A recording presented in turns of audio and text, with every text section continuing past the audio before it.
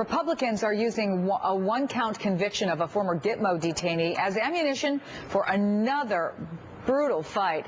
Ahmed Gailani could get life in prison for his role in 2 U.S. embassy bombings, but federal prosecutors could only get that guilty verdict on 1 count out of more than 280 charges. This has opened the door for Republicans who are taking shots at the president, who would like to try more Guantanamo Bay prisoners here in civilian courts and not in military tribunals. Let's bring in our company, former Democratic Congressman Martin Frost, GOP strategist Princella Smith, and Salon.com news editor Steve Kornacki. Princella, let me start with you. Are you concerned about this verdict? Do you think it sends the wrong message? Absolutely. Well, first of all, the sad thing about this is that it's being painted as, you know, the GOP using it as ammo. This is not the GOP using this as ammo. It's actually, frankly, an embarrassment to the United States judicial system. I mean, 224 people were killed, and we're sitting here, you know, acting like this person should be tried as a normal civilian. He is a terrorist, and he should have been tried as a terrorist, and it's just embarrassing. You know, I like Law and Order. It's a great show, but that defense attorney ought to be ashamed of himself for trying to act like somehow the person was only guilty of the conspiracy of planning the bombing, but not of actually killing these people. It's an embarrassment. It's awful. Martin Frost, Peter King said this is a tragic wake-up call to the Obama administration to immediately abandon its ill-advised plan to try Guantanamo terrorists. Is he right? Does there need to be a change of course, or at least a rethinking of how these remaining terror suspects are tried?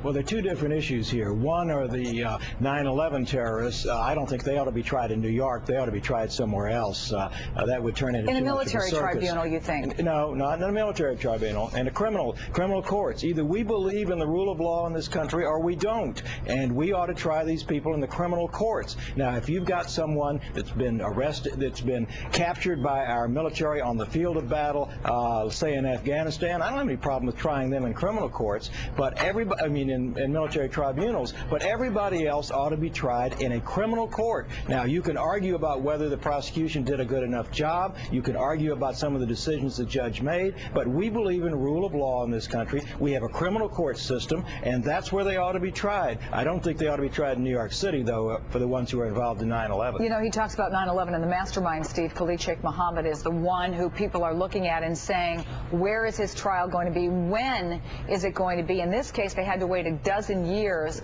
These families, 12 Americans were killed in these embassy bombings, and their families have been waiting for justice.